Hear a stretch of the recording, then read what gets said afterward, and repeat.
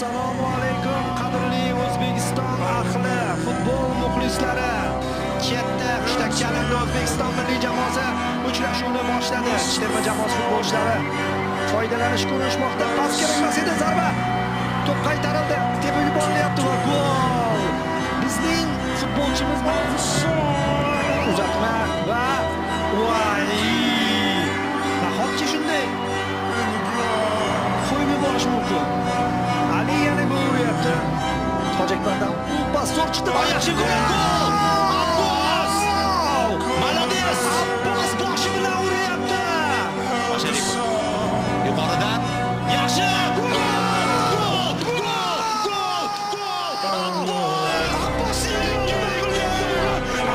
Yurak sezdi Davron. Yigitlarga rahmat deb qo'ymoqchimiz. Ikkinchi bo'lim uchun minnatdor